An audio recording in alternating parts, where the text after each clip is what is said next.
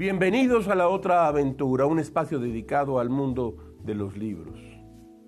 Estaba yo jugando ajedrez en este momento. No es verdad. El que juega ajedrez es mi hijo, Alonso Pérez Gay, co-guionista junto con Mauricio García de La Otra Aventura. Solo los tontos tienen muchas amistades. El mayor número de amigos marca el grado máximo en el dinamómetro de la estupidez. Esta máxima de Pío Baroja cobra mayor sentido hoy en día en un mundo donde las plataformas digitales nos conectan con miles de personas bajo el nombre de amigos. ¿Tiene usted 500 amigos? Bueno, yo lo dudo mucho. En el gremio literario, las amistades se han convertido, siempre fueron un poco rara avis. Más comunes son las disputas, los enfrentamientos y los rencores.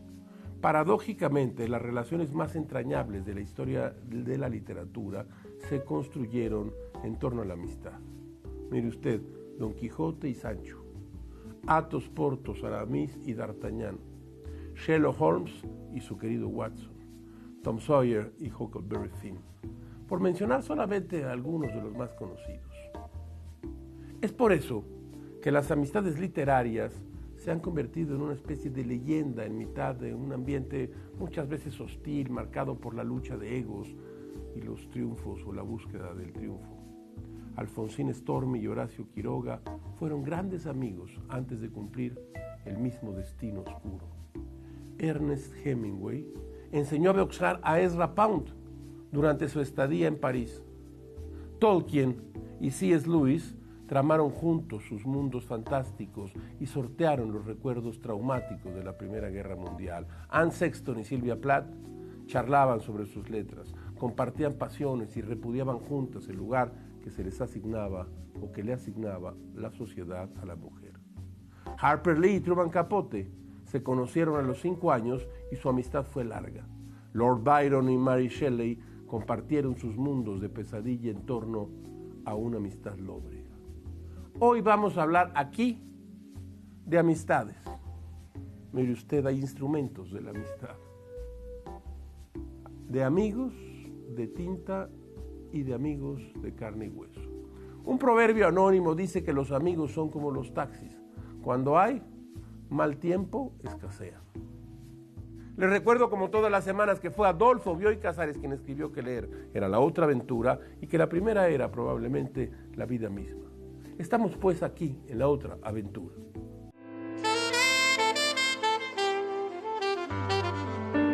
Hace algún tiempo escribí que ya no quería conocer más escritores ni escritoras.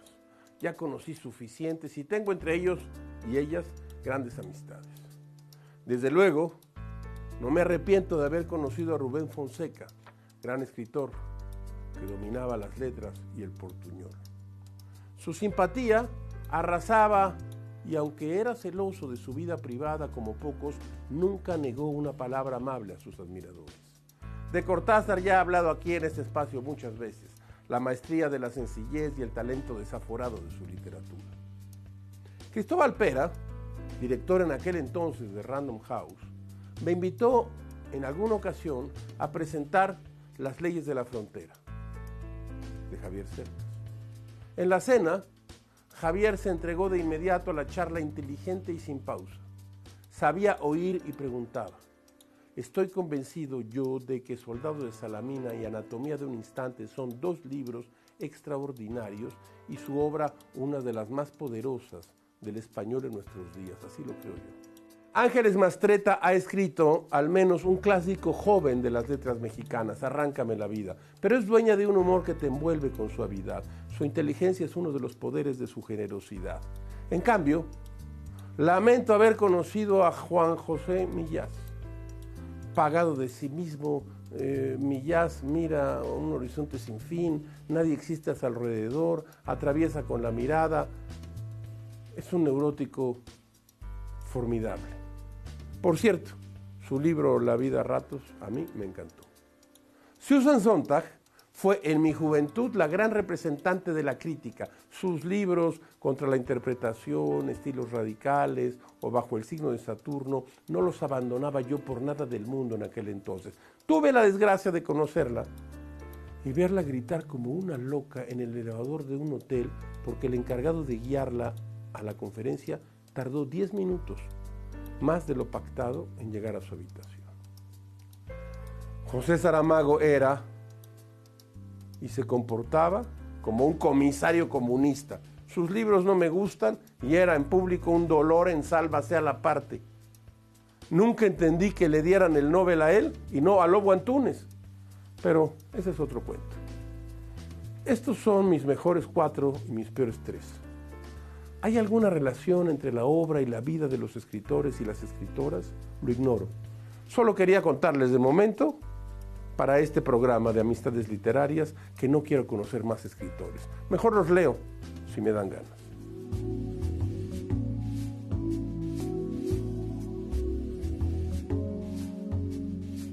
Pocos pueblos tan pequeños han producido tanto talento literario como Monroe, Alabama. 2 de las mayores figuras de las letras de todos los tiempos, Harper Lee y Truman Capote, crecieron en ese pequeño lugar del sur de los Estados Unidos. Harper Lee, nació el 28 de abril de 1926 en aquel pueblo. Capote llegó a Monroeville hasta los 4 años después del divorcio de sus padres. Como vecino, su encuentro fue inevitable. Gerald Clark, biógrafo de Truman Capote, escribió que el vínculo que les unió era más fuerte que la simple amistad. Ambos vivían en una perpetua angustia. Harper Lee era demasiado ruda para la mayoría de las chicas y Truman Capote sensible para la mayoría de los chicos. Esta sensibilidad, acompañada de su pequeño tamaño, hicieron a Capote el blanco de muchas burlas. Harper Lee se convirtió en su guardaespaldas. El padre de Nell, primer nombre de Harper Lee, un abogado que inspiró al personaje de Atticus Finch de Matar a un ruiseñor, la gran novela que usted seguramente ha, si no leído, oído de ella, les prestó al par de niños una máquina de escribir. Nell y Truman se turnaban la máquina durante las tardes en que jugaban a ser novelistas. A la edad de 17 años, Truman Capote consiguió trabajo en la revista The New Yorker y emigró a la Gran Manzana. Nell lo seguiría un par de años más tarde para trabajar en una compañía aérea mientras escribía secretamente su gran obra maestra. En 1959, Harper Lee entregó el manuscrito de Matar a un ruiseñor. Un par de semanas más tarde recibió una llamada de su viejo amigo. Una familia de granjeros en Holcomb, Kansas, había sido asesinada y Capote quería escribir un reportaje sobre lo sucedido. Harper Lee aceptó viajar con Capote. En la biografía de la escritora, realizada por el periodista Charles Shields, se asegura que Truman Capote no habría logrado obtener la confianza de la gente en Holcomb sin Harper Lee. Shields asegura que gracias a su amiga, Capote pudo obtener información del detective Alvin Dewey, fuente decisiva en la historia de A Sangre Fría, la gran novela de novelas. Nunca, desde los Juegos Infantiles de Monroeville, la colaboración entre ambos fue tan íntima. Nunca volverían a eso. El único reconocimiento a la escritora por parte de Capote fue una dedicatoria en el inicio de la novela. Harper Lee se sintió traicionada. Años más tarde, cuando Harper Lee ganó el premio Pulitzer en 1961 con Matar a un ruiseñor, si usted no ha leído este libro, debe leerlo, es extraordinario, comenzó a correr el rumor de que aquella novela había sido escrita realmente por Truman Capote, quien nunca opinó al respecto. No crea usted los rumores. Harper Lee es la autora de Matar a un ruiseñor.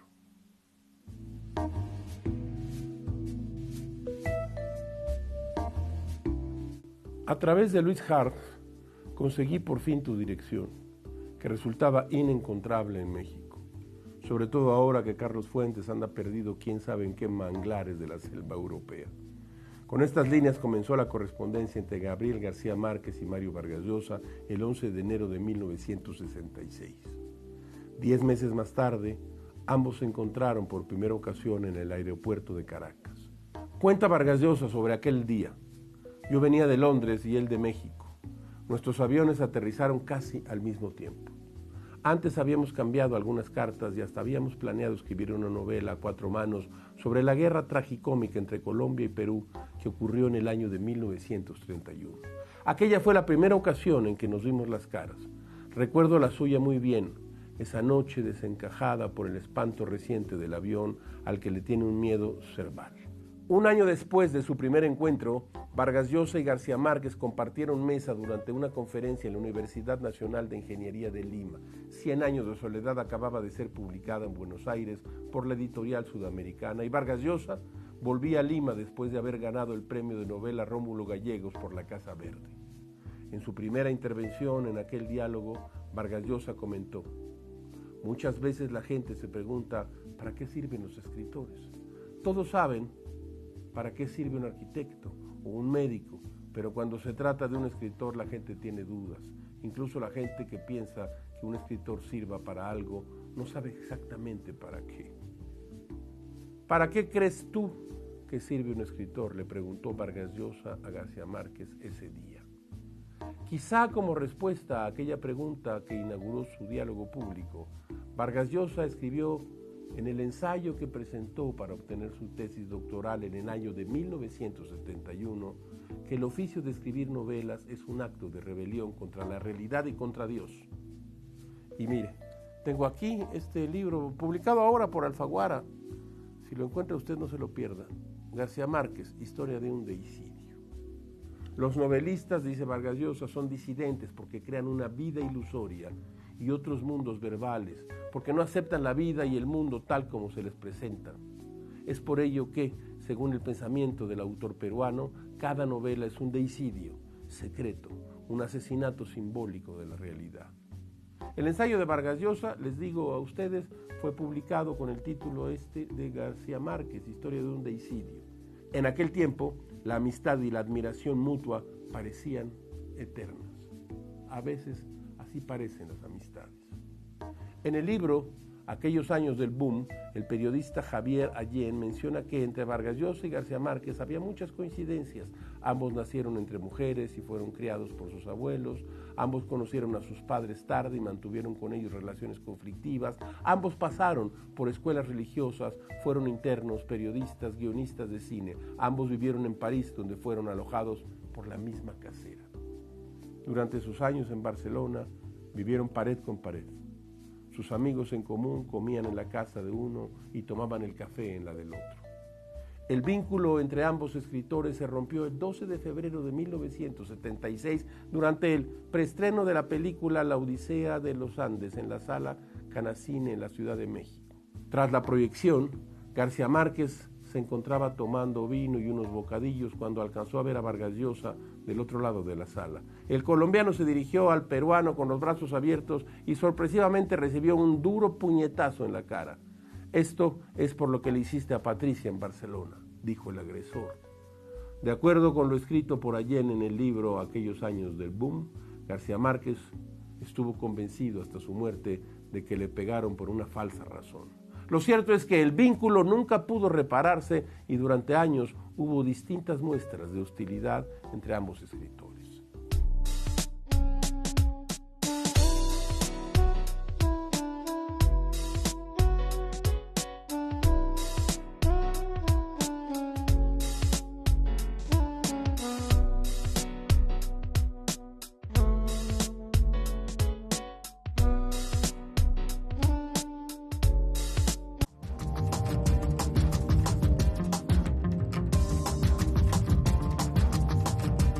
En el libro Dos soledades, un diálogo sobre la novela en América Latina, Luis Rodríguez escribió en el prólogo que, tras aquella primera gran charla literaria que ocurrió en la Universidad Nacional de Ingeniería, entre ambos escritores, García Márquez tuvo una estancia en Lima de una semana.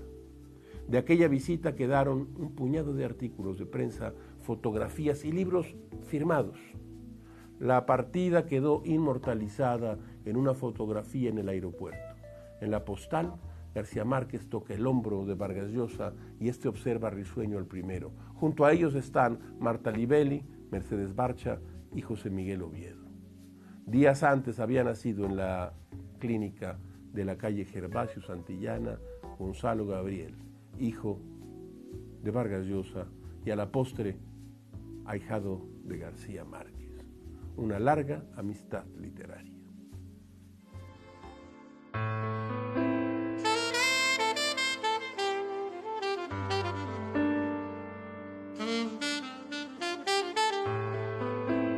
En el año 2011, el escritor británico Julian Barnes publicó la novela El sentido de un final, esta que tengo aquí, publicada por Anagrama, en español.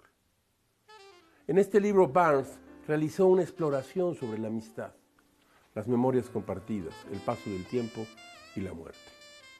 En las primeras páginas de la novela, el narrador y protagonista, Tony Webster, recuerda así: al acabar el colegio, nos prometimos amistad para toda la vida y cada uno siguió su camino.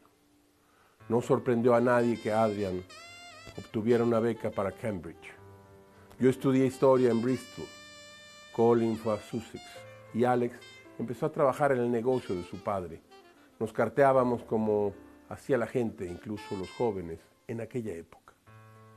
Juramos reunirnos los tres cada vez que tuviéramos vacaciones de la universidad y volviéramos a casa.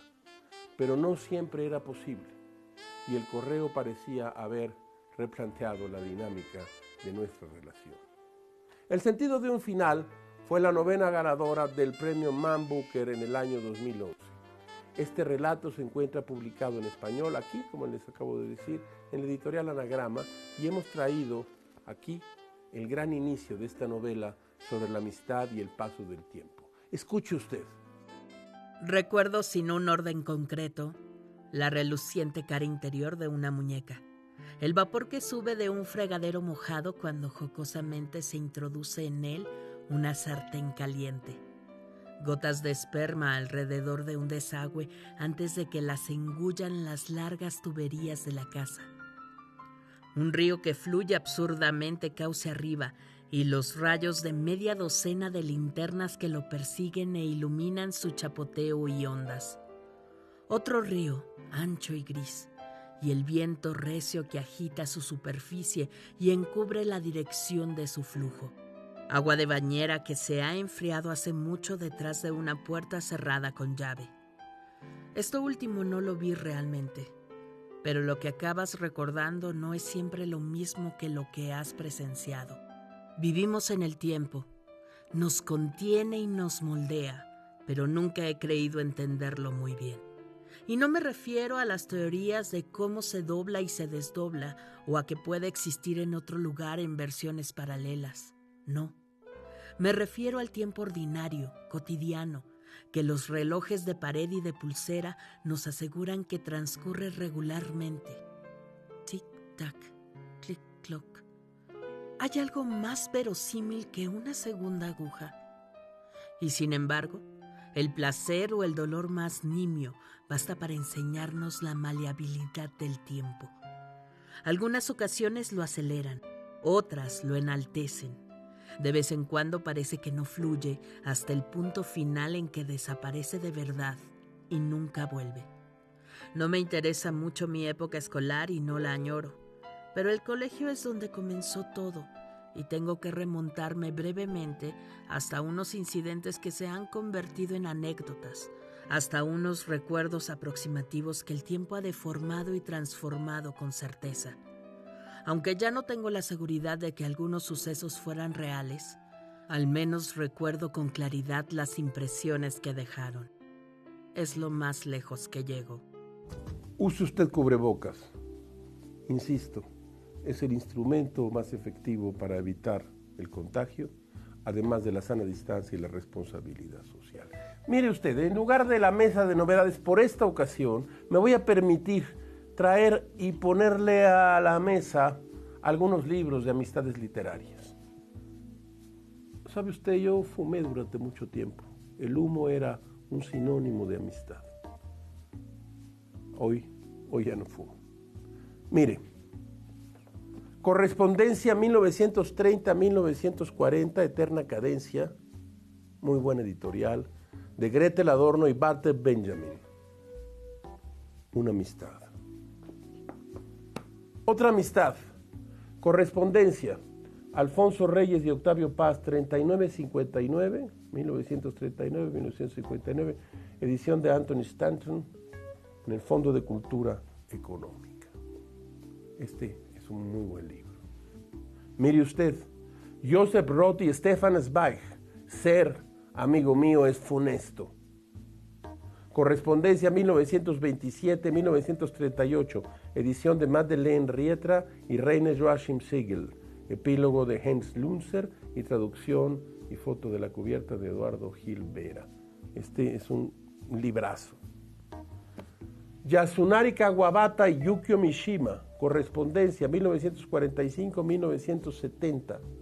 Este está publicado por la editorial. Este es un súper libro. No se consigue fácilmente por MC. Gustave Flaubert y George Sand, correspondencia 1866-1876, Marbot Ediciones. Entre amigas, correspondencia entre Hannah Arendt y Mary McCarthy, 49-75, 1949-1975.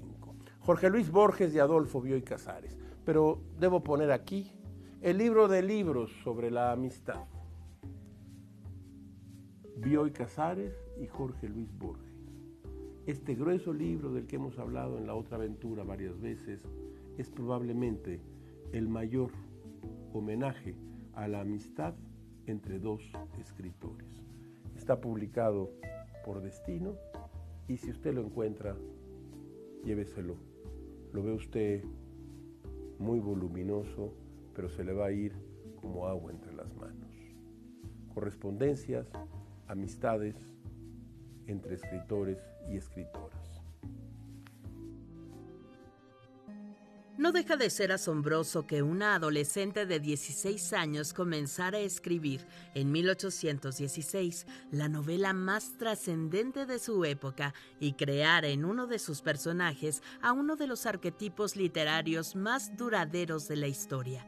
Hablamos de Frankenstein o el moderno Prometeo, escrita por la adolescente británica de nombre Mary Godwin, que se fugó de la isla inglesa con el poeta Percy Shelley en 1814. En 1816, Mary Shelley asistió con Percy a una conferencia del profesor Garnerin titulada Electricidad, Gas, Aeroestación, Fantasmagoría y Deportes Hidráulicos, y le apasionaba un tema presente en la discusión pública en el momento. ¿Se puede regresar de la muerte a un cadáver? Esa era la tormenta mental de Shelley una tarde de verano de ese mismo año en Ginebra, cuando ideó la historia del Dr. Frankenstein y su creación. Esa tarde, en una cabaña de descanso, Percy Shelley, Lord Byron y ella leyeron cuentos de terror y decidieron que cada uno de ellos escribiría una historia de hechos sobrenaturales. Aunque es conocido el relato El vampiro que escribió Byron, la mejor historia la escribió la muy precoz Shelley, quien tenía apenas 20 años cuando se publicó su mítica obra en 1818.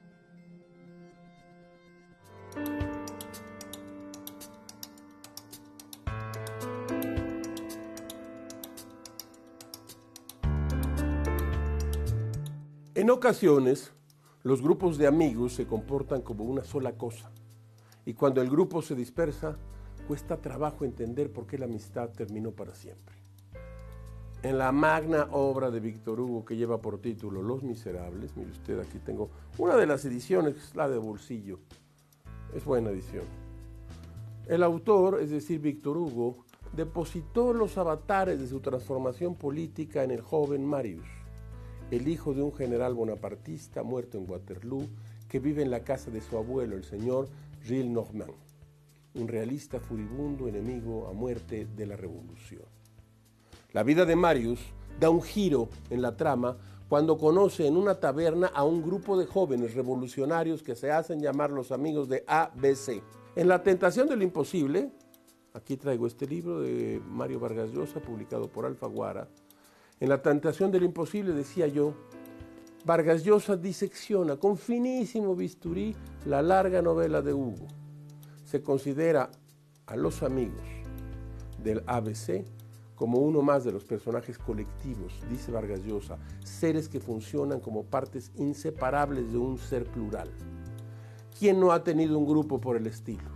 Un lugar en que somos parte de algo más grande, un ser multifacético, un pulpo conformado en vez de brazos o tentáculos por personas.